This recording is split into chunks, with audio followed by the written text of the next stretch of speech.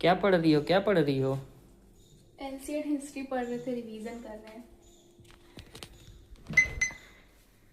मौर्य शासन के बारे में, मौर्य काल का शासन किस तरह से चल रहा था। दिखाओ नोट्स अपना, दिखाओ। ये देखो, ये मैंने नोट्स बनाया हुआ है, ये बहुत अच्छा नोट्स है, इसमें से हर साल क्वेश्चन आता है। ये देखो, मौर्य काल का शासन। अब देखो, ये इतने छोटे से में पूरा कवर हो जाएगा।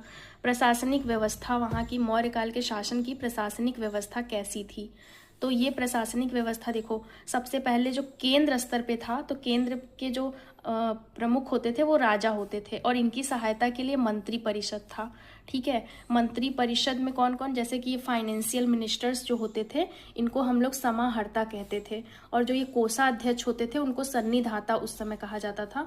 और ये जो कृषि विभाग है, उसको उसको सीताध्यक्ष कहा जाता था। फिर उसके बाद देखो, फिर जो नीचे स्तर पे जो है, प्रांतीय स्तर पे, प्रांतीय प्रशासन पे जो उनके प्रमुख होते थे, वो होते थे कुमार, राष्ट्रिक और आयुक्त। ये तीनों में से कोई भी चीज बोला जाता था।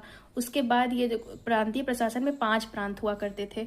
जो उत्तरा पक्ष था वो तक्षशिला, फिर जो पूर्वी प्रांत था वो पाटलिपुत्र के नाम से जाना जाता था, और जो तोसली को कलिंग के नाम से जाना जाता था। फिर ये दक्षिणा पक्ष जो था उसको स्वर्णगिरी के नाम से जाना जाता था, और जो ये अवंती थी वो उज्जैनी, इसकी राजधानी उज्जैनी थी। तो ये 5 प्रांत उस समय जाने जाते थे, 5 प्रांत।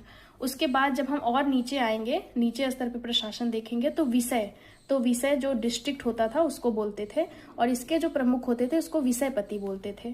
उसके नीचे अगर हम आएंगे तो ग्राम, अब ग्राम के जो प्रमुख होते थे उनको ग्रामीण बोला जाता था।